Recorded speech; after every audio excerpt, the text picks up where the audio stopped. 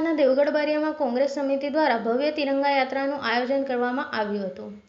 દેવગઢ બારિયામાં પણ 15 ઓગસ્ટના સ્વાતંત્ર્ય દિવસના પર્વને ઉજવવા માટે જિલ્લા કોંગ્રેસના માર્ગદર્શન હેઠળ દેવગઢ બારિયાના હોદ્દેદારો દ્વારા ભવ્ય તિરંગા યાત્રા બાઇક રેલીનું આયોજન કરવામાં આવ્યું હતું.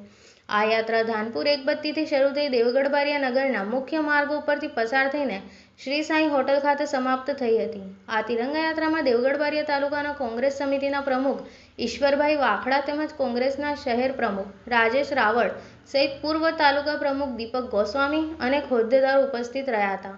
વિવિધ સમાજના લોકો હાથમાં તિરંગો સાથે બાઇક લઈને આ યાત્રામાં જોડાયા હતા, જેનાથી દેવગઢ બારિયા શહેર દેશભક્તિના રંગમાં રંગાઈ ગયું હતું.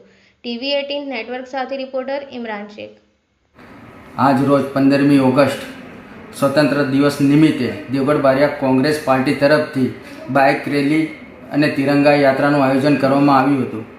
તેમાં મોટી સંખ્યામાં દેશભક્તો, રાષ્ટ્રભક્તો, ગ્રામ્ય અને શહેરના લોકો જોડાયા. તે બદલ હું રાજેશ રાવલ, દેવગઢ બારિયા કોંગ્રેસ શહેર પ્રમુખ, આપનો આભાર વ્યક્ત કરું છું.